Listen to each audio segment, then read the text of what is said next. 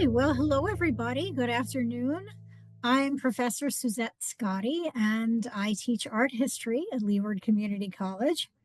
And I am also one of the co-chairs, along with Dr. Karim Khan, of the Global Studies Certificate Program at Leeward. And I wanted to start by welcoming you all today to our presentation. We're very happy that you have joined us. And before I introduce them, I just wanted to say a few words about the program, about what Global Studies is, and about what it can offer you. So we at Leeward offer an academic subject certificate in Global Studies, which is designed to enhance cultural understanding and international engagement for students. And it's a certificate that builds upon the strengths of our Hawaiian and multi-ethnic communities in the Pacific, and of course, on our own campus. And it encourages students to explore various disciplines, including world languages and study abroad opportunities. So we do offer a subject certificate in this, and if you're interested in learning more about that, or in having me look over your transcript to see what courses you may have taken that might already qualify for it, I would be very happy to do that.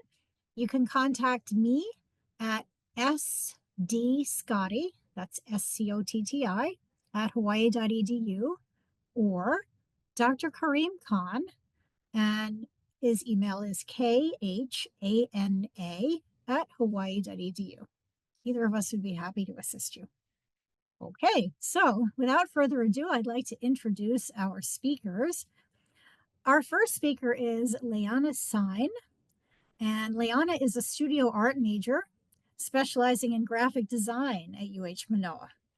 She has been fortunate to travel from a young age with her parents on medical trips to Guatemala, to the Dominican Republic, and to many other places. And today in her talk, she'll be sharing these and other fascinating travel experiences with you. And I am sure inspiring you as well. Our next speaker will be Sahara Kiskis, another one of my students in my class this semester. I'm very fortunate. Sahara is an honor student majoring in art history at UH Mānoa. She enjoys traveling the world to learn about art, design, food, culture, and architecture. In her presentation, she will be discussing her recent trip to Singapore. So, without further ado, let's begin with Leiana. Hi, everyone. My name is Leiana Sine, and then for the Global Studies presentation, I'm mostly going to be talking about Guatemala and the Dominican Republic. Pretty much all of these trips were through a medical mission program. For these two locations was mainly with Students International, and I was lucky enough to go with my family about 3 times in total from a pretty young age, and I look forward to going back soon. So first, I just want to do a quick family background. Both of my parents are pediatricians, and they eventually opened a private practice in California. But before that, when they were working in the hospital, they felt like they wanted to do more hands-on work in places with patients who needed it most and don't have access to healthcare as easily as we do here in the States. And my dad actually did a lot of medical trips from nursing school in Tobago and Trinidad, Costa Rica, Ecuador. He's been all over, but my mom, this was her first one, the one that we did all together from the family. And so he really wanted to bring that into our family and show us that from a young age and teach us essentially how to help people wherever you can. Obviously, my sisters and I didn't have a medical background from these ages, but figuring out where you can help, and that's a big part of it as a volunteer for any project like this. So yeah, there's my mom on the left, and then my dad, another picture of my dad below, and then there's a really old picture of my family all together at one of these fundraiser events for a medical nonprofit. I wanted to start in Guatemala. So most of my stories from both of these locations are going to be based on the eye-opening experience in terms of provided medical care in a third world country. So Guatemala, just there's a quick map. It's right between Mexico and El Salvador and Honduras. It's in Central America.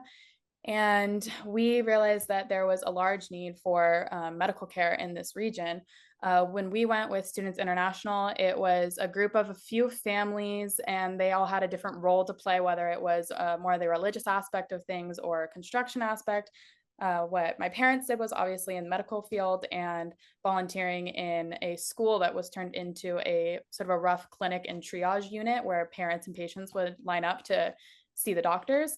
And my sisters and I mostly would assist where we could, or we were handing out food, handing out clothes, any donations, anything that was collected before that was brought with us.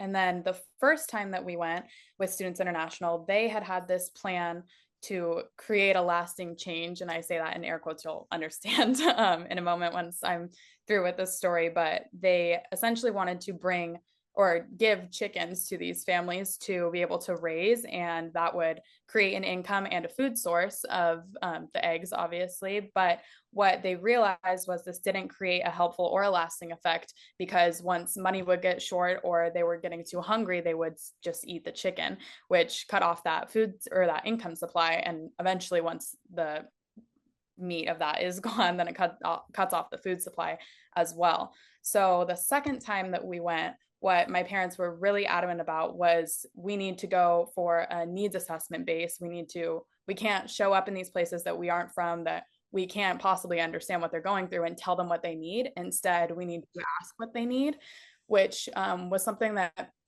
my parents were very clear about before they agreed to bring us and to come themselves, that we can't simply, which is something that they've noticed a lot with programs like this, is that there's their own agenda.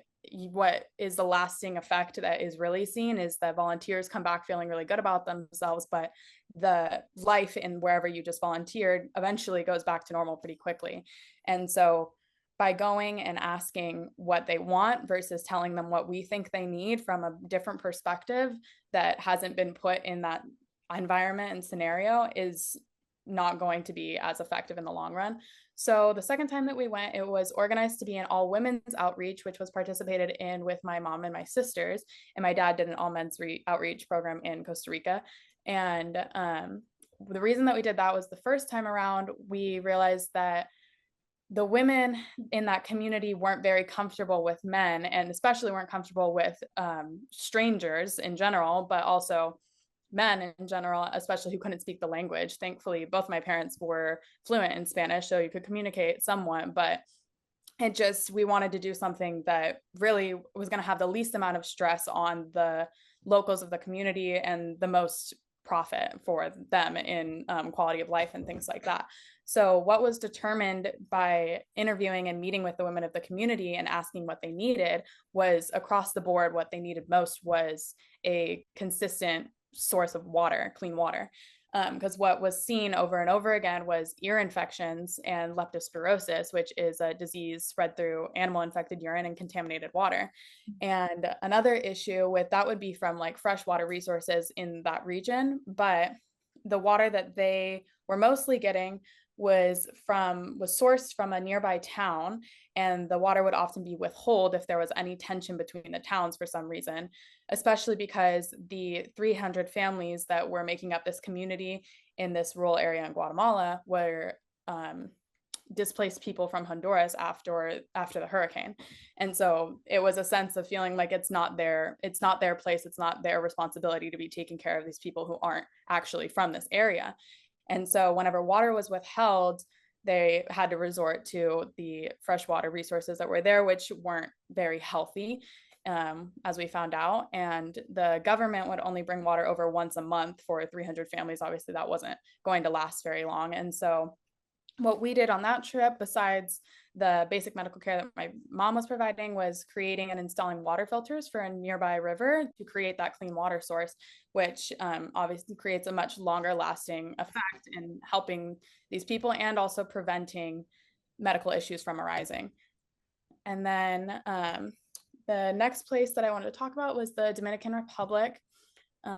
Very similar process that we were doing there. Is another map of the Dominican Republic. It's an island in the Caribbean, just north of South America. But yeah, similar work, clean water efforts, basic care, and triage and clinic. Something that was really shocking was the quality of housing in this area. A lot of houses were made out of like cinder blocks and sticks. It was more tent-like and than anything else.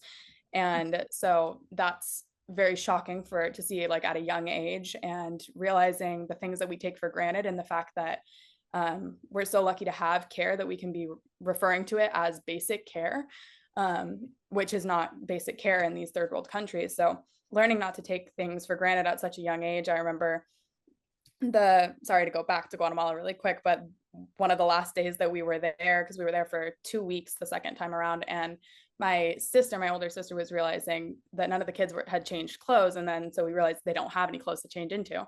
And so my sister started opening up her suitcase right before we were leaving, and she was handing out all of her clothes, and my parents were so like touched to see that and noticing like, wow, we're not just making a difference in these kids' life, we're making a difference in our own kids' life and how they're going to be raised. And so she was giving away her clothes, I was giving away my clothes. And then our oldest sister is very fashion influenced even from a young age. And she was like, my parents were like, don't you want to give your clothes, some of your clothes to the kids who need it? And she was like, yeah, they can have it. Just don't give them my Hannah Montana jeans was her main thing. She wanted to keep her Hannah Montana jeans, which is just a funny, a comedic relief for such a serious topic real quick. But that was something that was really impactful for my parents to see like, wow, this is really making a difference for other families and for our family as well. And so back to the Dominican Republic, going back to how making a lasting difference and looking at the root of issues makes such a huge impact in how you go to treat these problems. My dad had said you can treat an ear infection in a few weeks, but that's not going to change the fact that there's no clean water. And so obviously, because we can't stay there to make a difference or to make sure that medication is working and things like that, we have to, if we're going on volunteer trips that are only for a short amount of time, you really have to look at what you're putting your time into so that you're actually making a difference. And so when we were in the Dominican Republic, we visited a hospital with my parents, and the main, I guess, thing from this trip that was a huge takeaway was my parents had taken over the care of this one young child who had pneumonia, which is a respiratory infection, which was very common in this area. And they didn't have the correct antibiotics at the hospital.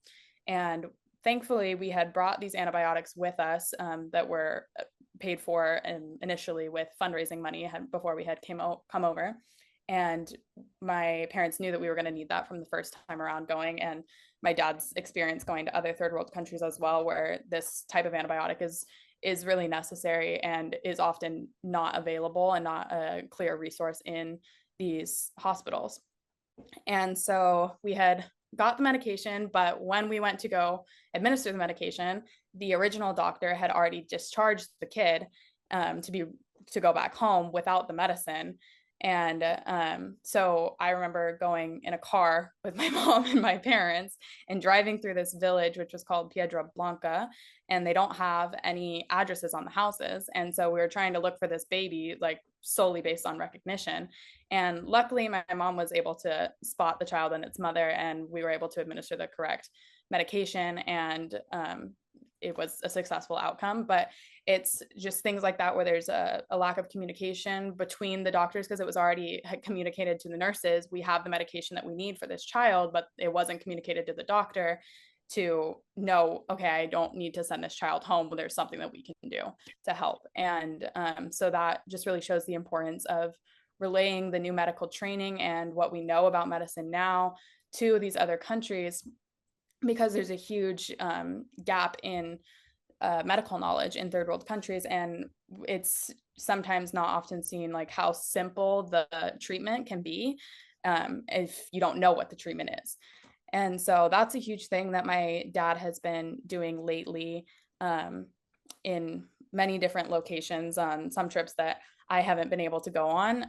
So I just want to do a quick sharing of current global efforts that he's been doing in Liberia, Africa. So he recently went in 2023, and I unfortunately did not get to go with him because I was in school, but I had some role in it in doing things with the website design of the school, the program that he went through, because he decided this time around he didn't want to go through a volunteer program. He just wanted to do it himself, because there's too much red tape to go through to make this or a difference quickly. And so he had a friend from college who was he's from Liberia, Africa, in a small village, and he had gone to college and he created a lot of funding and was able to go back and build a school there for a lot of the kids. And so, but obviously there's a lot of medical issues there that can't be solved very quickly, or they don't have the resources to solve them quickly. And so he went for 2.5 weeks, I believe, to Africa. And I helped with the website design and the fundraising efforts and everything. And he was sending me pictures back and forth. And it's just so inspiring to see just quick things about this. Also, it's in common with what was seen in the Dominican Republic and Guatemala. It's just such common issues of autoimmune disease, rickets from not having enough vitamin D, and common in third world countries because there's so much malnutrition in these areas, and then hydrocephalus and genetic anomalies, which I don't want to say there's a simple fix for it, but there's a fix that's in reach, a fix that is possible to create a lasting difference. And this is what's called transformation medicine. So where your life is literally transformed, you go from being bedridden to being able to socialize with people your age and go to school and do things like that. And so there's this young girl that's on the bottom, and you see the issue that was before, and then we were able to fundraise and get a wheelchair for her, and so she is able to go to school because actually her sister was carrying her on her back an hour walk to school every single day. And so now it's a lot easier for both of them to be able to get to school. And then there's a picture of the school and how they're working on that. So when I go next year, I'm supposed to go with him. I would be mostly helping with construction of the expansion of the school and helping teach an art class there. Actually, you'll probably like that, Professor Scotty, but he just got funding for a computer lab. And so I'd be able to teach some graphic design work, which again is creating an interest in that and some knowledge in that to be able to eventually help them get jobs in the city and come back and funnel whatever they give. Obviously, they're going to be so fortunate that you give it back to your community. It's a big thing over there to, once you have success, you come back and you give it back to your community. And then the child all the way on the right has hydrocephalus, which is a buildup of cerebral spinal fluid in the brain, and it results in a swelling like that. And the fix for that is a shunt, which kind of dissipates the pressure, and then you're essentially all better. And so they don't have the resources there at that nearby hospital to perform a procedure like that. So fundraising money went towards having that child be transported to a hospital in Nigeria, which was able to do that procedure successfully, thankfully. And so I just wanted to talk about that really quick. But for all of these places is the education that medical providers don't have in third world countries, and communicating that.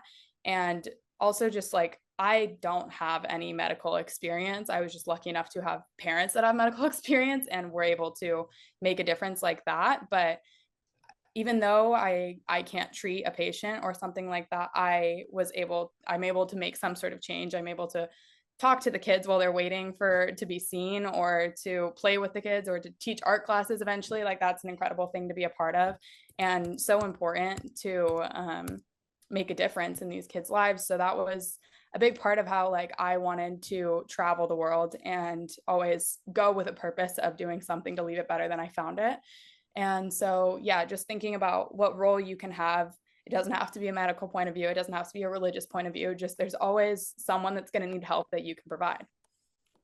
And yeah, so you can do that with or without a program, finding ways to volunteer and help those in need and where you feel you can make the biggest difference.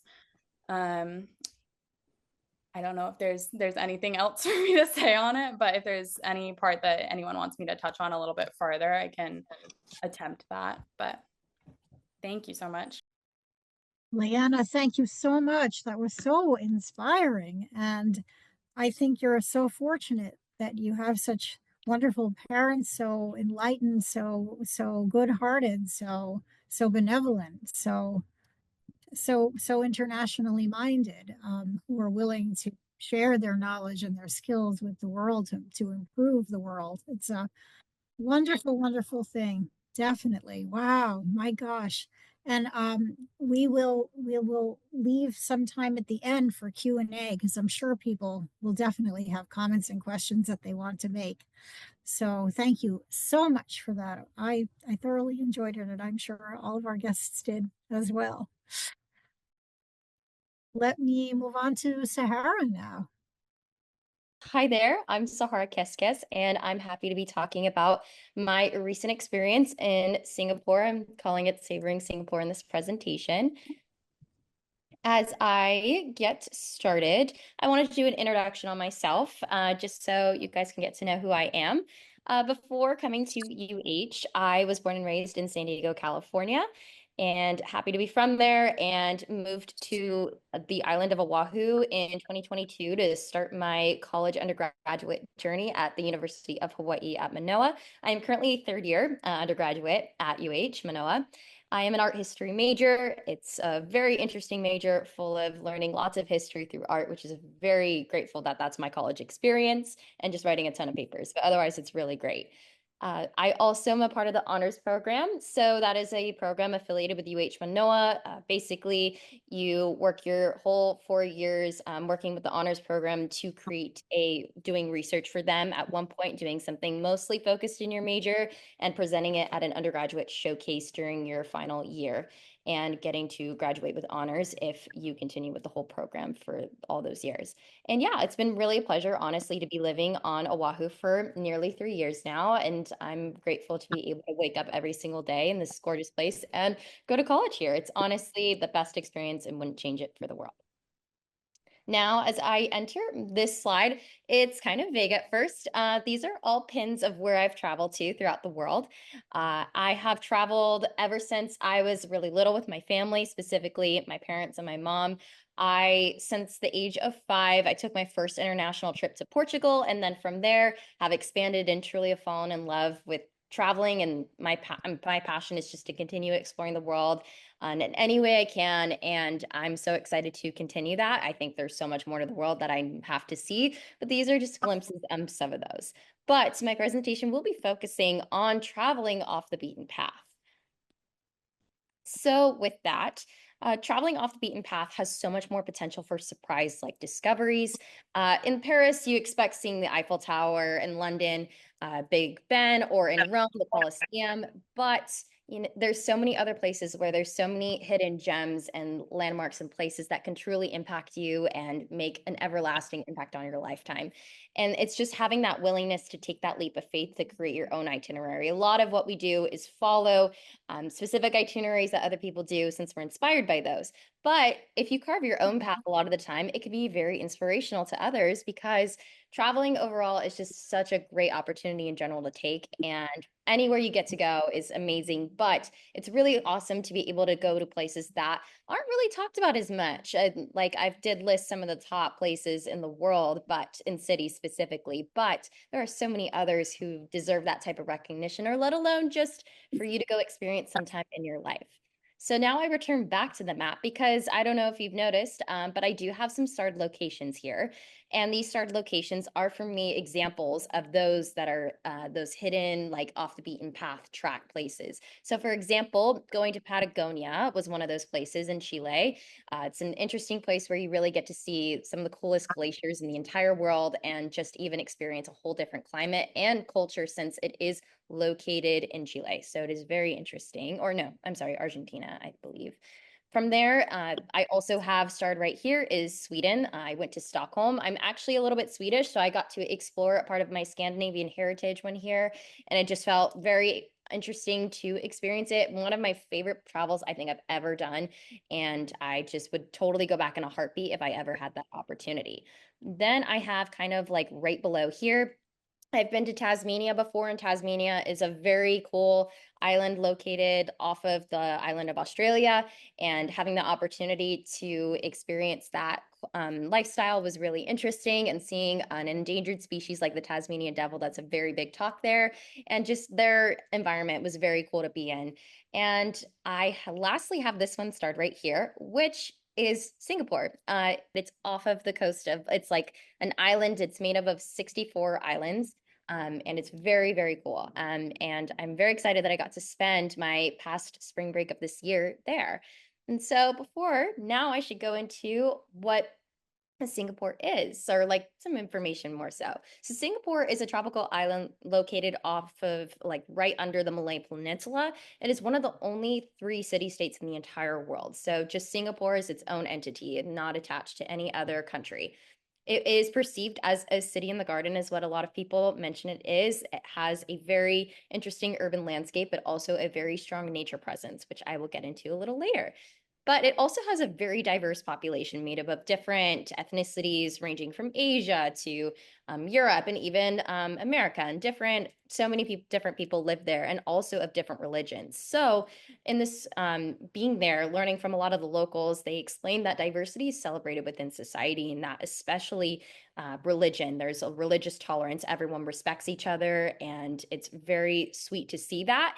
And just, being able to not judge, and just being able to, support them from afar, and just being kind towards others in terms of their ethnicity, or let alone their religious affiliation. So with that, every individual lives in harmony, which creates a lot of kind-hearted people there. So from every experience with any Singapore local or anything, they were all extremely very kind. So I'm very grateful that I got to learn a lot from them. And whether it was in a car ride there or just speaking with locals at a restaurant, they were all very sweet and provided some really great information. Also, they have their own language, which is Singlish. It's essentially a combination of English, and it's just their own version, just because before Singapore was its own city-state, it used to be a British colony. And so before that, they were heavily ruled by the British monarchy for a long time. I don't think it was until the 50s they got to break away from that and be their own entire entity. And they just form in a parliament type government. They do not have a king or queen or anything like that. They just function on their own, and seem to be doing really great, because I really admire how this city runs, and it was really interesting just to analyze that. So I should first mention, how was the travel journey there? And I think why a lot of the off the beaten path places aren't explored is because those travel journeys can be very rigorous and very long. And so for me, I went with my mother. So my mom and I got to have a little girls trip to Singapore together, which was very fun. We got to spend 7 days there total, and it was the perfect amount of time, I'd say.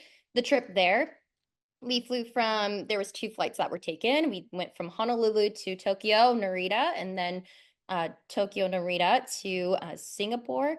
And the flight differences were more so Honolulu to Tokyo, Narita was, I want to say 9 to 10 hours. And then Narita to Singapore was 8 hours. So it was essentially a 17-hour travel day. And there was a 3-hour layover between Narita and going from there to Singapore, just to give us enough time to pass customs, which that was a long line within itself. So it's important to account for, you never know what factors, and giving yourself enough time in that layover, whether you need to go get food, use the restroom. I've cut too many flights before doing really short layovers. So it's really important to give yourself a couple hours, and it doesn't hurt. You always could take a little nap or charge your phone if, that happens these days, if one running out of battery. So that flight and that travel day was very long, and getting to Singapore when it's a very large time difference, I want to say a 16-hour time difference, it was very tough to adjust to in the beginning. But we landed there, I want to say at 3 a.m. So that one was very rough, and adjusting to that. But main key is just trying to stay up and not trying to get too tired. And when you feel naturally tired, then that's also really great to have. The departure from Singapore was much easier. I went back home to San Diego, California towards the end of my break. So I got to spend time with my family there. So flying from Singapore to LAX to then make the drive down to San Diego, that was a 15-hour flight direct. And that was probably the longest flight I've taken in a very long time. But it was easier. It was way more direct. And LAX was actually not that chaotic. I think we were even talking to our drivers saying that we've never seen LAX this quiet and really easy to navigate. So it kind of just depends. You got to be prepared for any sort of situation that travel presents to you, especially in the airport. But yeah, that was also a long travel day if you account for the 2-hour drive back down to San Diego, California. So, it's kind of give and take, very similar times, but I actually would prefer the direct just because it's like you're going from A to B, you're getting there. I just think it was just way more direct and easier just on the body and just knowing that you're getting to your final destination faster than taking a layover. That's not always the luxury of travel, but if you ever get to go to Singapore, I really recommend trying to take a direct flight just because it makes it way easier. And there was also some weather difficulties in Tokyo, so I want to make that clear that that did delay us for a little bit as well. So Singapore is a city. So Singapore is very unique in terms of it's primarily an urban landscape. There are a million buildings. It is can be overwhelming, but it's very cool at the same time. And just how many buildings are all different, whether it's for business or hotels or restaurants, whichever. It's all so amazing. It's surreal that even there's a strong nature presence as well. There's a like abundant amount of different trees and plants and all this growing. And it's really just amazing to be in a city like that. It's like very different from New York, London, and all those type of places. It's very tropical. So that was the interesting part about that for sure. It's also a very clean city. So there is no littering. It's actually very highly prohibited. You actually can't even chew gum in that city. So that's something to be aware of. Do not bring your gum to Singapore because otherwise you will get fined and most likely put in jail. They're very strict on their government laws there. We learned about that. So they're very about keeping the city clean and the environment. And I would say I did not see a single piece of trash on the ground in the span of my 7 days that I was there. And I was actually mind blown. So this is something that maybe future governments and cities can learn from just because not too many people, like they leave the place better than they had seen it. And let alone just that it was that clean was very mind blowing and inspiring to see actually. So then I'm going into my hotel location. My mother and I stayed at the Como Metropolitan, which is located on Orchard Road, or more so the neighborhood area of Orchard. And it was a really wonderful experience, a wellness-based resort or hotel. So we got to, after long days of walking and exploring, it was really nice to be able to recline and unwind by going to a sauna and things like that. Not all that those hotels have a luxury of that. So we were very grateful that that was our experience. Also, Orchard itself is like the central area of Singapore. I want to say it's equivalent to like Times Square in New York, just like how busy that street is. There's always cars moving, there's always people walking. But it was really cool because we were very conveniently near all the shopping, and there's just like multiple shopping centers on every single block. Like I want to say it's like at least 10 blocks full of shopping and restaurants. So you could technically stay in that area and be very happy and nourished. So that's also a really great thing about that. But yeah, and also I would also compare it to West Side of New York as well. It was very similar in that regard. But yeah, it was really wonderful and we really enjoyed that. This was the rooftop, this photo of our hotel. So it got a really great view, especially at night, where the pool, you could just see all of the other buildings and cities and some other iconic landmarks that Singapore has. And then this was also in our hotel. It was kind of a I want to call like a digital feature inside the lobby, like specifically where it was different flowers that rotated every single day. And I'm someone who really loves flowers, as I'm wearing one in my hair right now. So I just really, truly enjoyed being able to see that. And that's something that I'll explain why that was very inspirational for me in just a little bit. Well, I should first of all go into art in Singapore. I definitely, on any travel that I take, I have to put a big emphasis into art because I have been with UH Mānoa and getting my art history degree. And I think any art history lesson that I learn at my art history courses, something being able to apply what I've learned into other through travel has been really cool. And even here locally in Honolulu has been really interesting to be able to have that opportunity already. But I wanted to see what I would be able to see in Singapore. And just as an art historian, you're sinking in so much information. So it's time to absorb more and just explore the world. And that's, traveling is a really great way of doing that. So there's an abundant amount of expressions of art in Singapore. So museums are predominantly a huge way of doing that. This painting here actually was painted by a local artist there who actually has some stuff in Honolulu. He recently just passed away this year, but I will make sure I find out his name. And if anyone's interested in seeing any of his work, he does have some located, I believe, at Bishop, or it's located at Honolulu Museum of Art. So if anyone's interested, I wish I had the name right now, but I can pull it up real quickly and include it because it's has some very talented work with multimedia.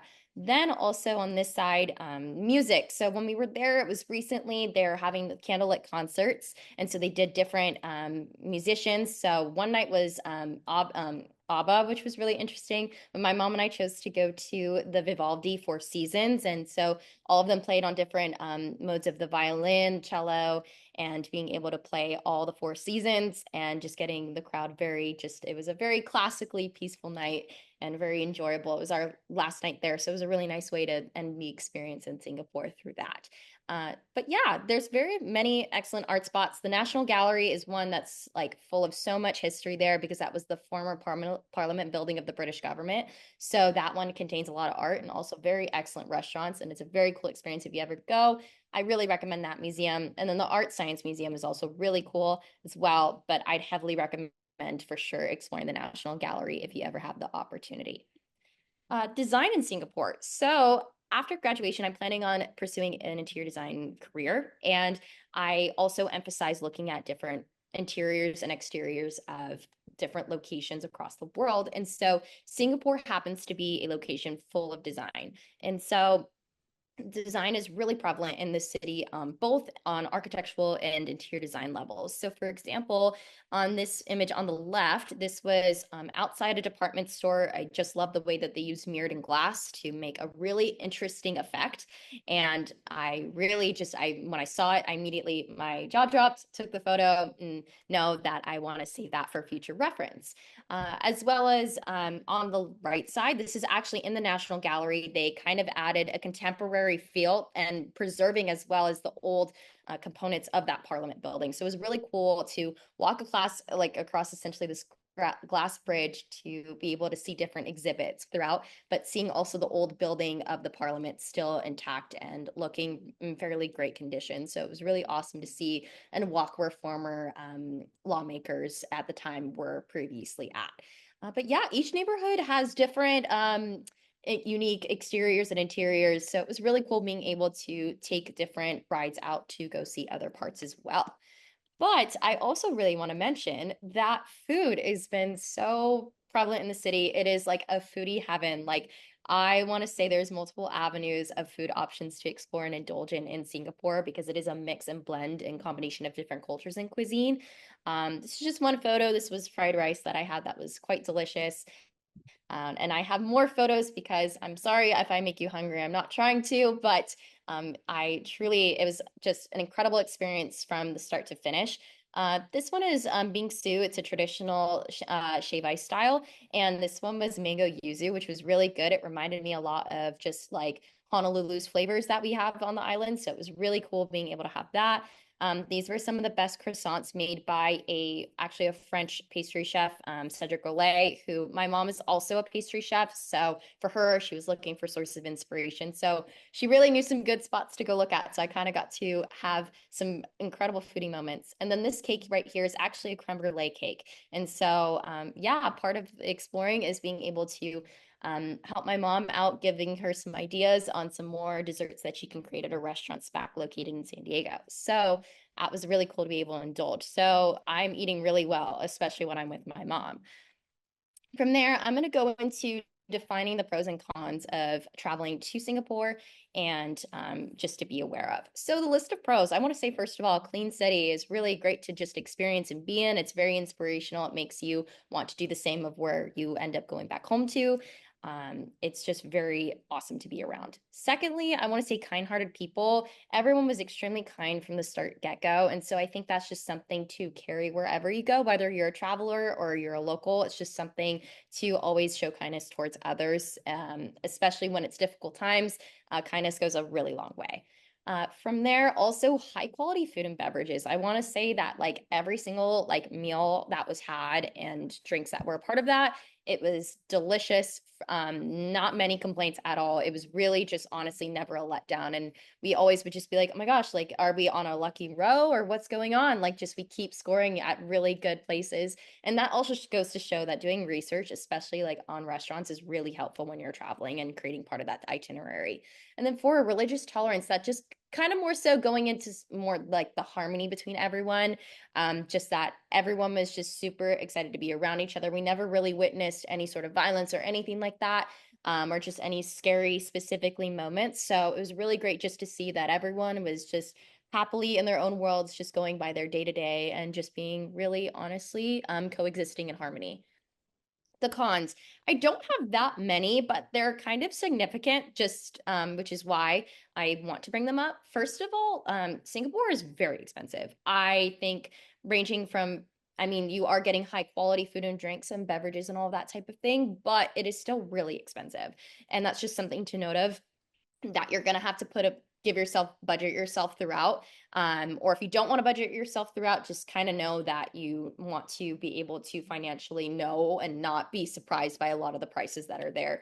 And just that is kind of very important to know. I also want to say that high humidity levels, yes, if those of you who are listening and are on Oahu or just on the islands, it is humid here, but in Singapore, it is way hotter. It also is that a lot of people dress less casually. Everyone's a lot more business casual. So not very many people are wearing slippers here, or in Singapore. It's very dress code. So just something to be aware of, that you might want to pack stuff that can handle. There's not also a strong breeze as well. So just make aware of that, dressing like fashionably if that's something that interests you, but then also just knowing that what you would wear typically here in Honolulu would not translate over that well. So I was not able to take a lot of my wardrobe, unfortunately, but it just made it fun. It kind of, I'm somebody who I'm into fashion, so it definitely made me really aware of what I was wearing, kind of just trying out different things. The third thing was weather conditions actually were really interesting. I want to say that we were there, the first 2 days were perfect weather conditions, and then the third day it was monsoon. So we got stuck in a crazy rainstorm, and it definitely put a tamper on us wanting to be able to walk around the city. We still did it in umbrellas, but the conditions were just consistently downpour, very intense. And one of the days we were wanting to go to this Gardens by the Bay. It's a really gorgeous amusement park that's botanical based, and we weren't able to go to the outside elements because of the rain was too strong and a bit dangerous if you were walking on those, just because it was, yeah, not the safest structures to be able to be walking, and the hazard of slipping was very high. From there, I want to say that Singapore's impact, for me, every single trip that I go on, there's always an impact that a trip leaves on me. And I want to say that personally, Singapore has made really strong impacts on, first of all, just emphasis on kindness to all. Not that I'm not a kind person, but I think it's just hard when we get caught up in life, we tend to forget about different things. And so it is really easy to forget about that. So it's just very simple. It kind of reminded me that just continue showing kindness, and it just goes a very long way, like I said earlier. Also, design being a source of inspiration. So I was consistently taking photos on my phone of all the design elements I was seeing. So it's just kind of great to be able to, I really want to maybe one day apply these in future designs of mine as an interior designer, hopefully one day. So it's really great to be able to capture those moments and know that I can look back on them later in time. And then also desire to recreate certain meals, since I do love cooking myself as well. It was definitely cool trying different cuisines out, and knowing that I can try to recreate that, and it very much felt like an extension of Honolulu's food scene here. So definitely those flavors and all those things are kind of similar to here as well. So I know that if I ever wanted to recreate it, once I get a little more time after the semester's over, I definitely love to explore some of those as well. But yeah, I just want to say that the key takeaways from this really are that this trip to me really serves as a reminder of being courageous in terms of traveling. Like any trip you're doing, you're being courageous by putting yourself out there. You're leaving your place of where you're mainly staying and trying and doing something different, whether it's going to a place of a different culture, a different place with language. Like you are being courageous already enough by doing that, but it's even more courageous doing a trip that is off the beaten path. That is just, it's very out there, and you're putting a lot of risks out there by doing that. But sometimes that risk gives you the biggest reward. And for me, I think being able to experience a city like Singapore is something that's so truly exciting. And I would do it again in a very much a heartbeat.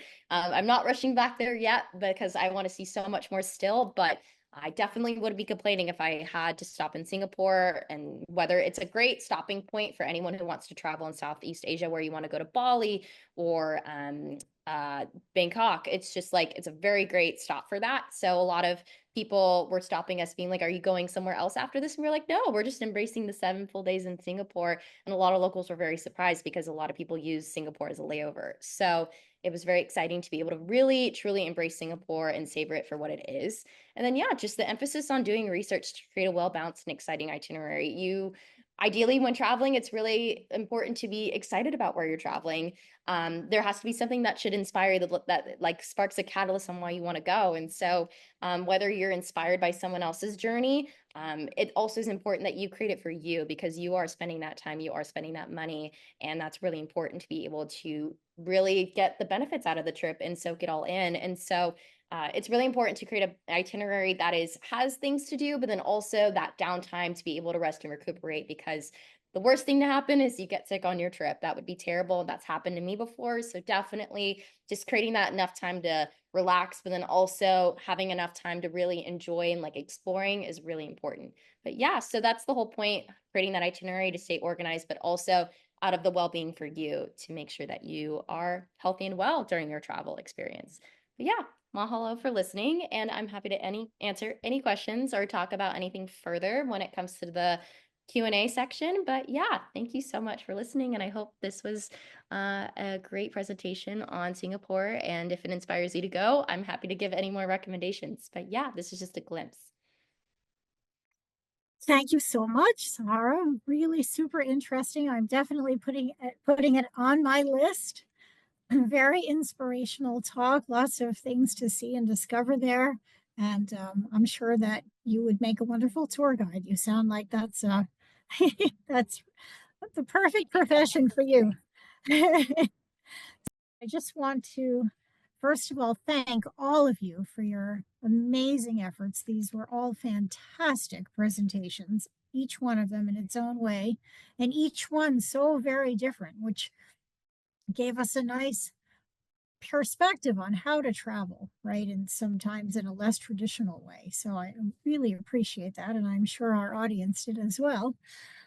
I want to make one more plug for the Global Studies Certificate at Leeward Community College. This is the sort of thing that you will learn about if you do that certificate with us. You'll take classes in all different areas, in foreign language and history and in geography and economics. You'll have nice exposure, global exposure. So when you do travel inspired by these lovely students, you will have the knowledge that you need to really make the most of it. And of course, we live in a global world, so who can deny that? So it's a very good thing to have in your back pocket. And again, if you're interested in it, you can contact me, sdscotty@hawaii.edu, or Dr. Khan. I gave you his email again, khana@hawaii.edu, and we'll be happy to help you to sign up for it.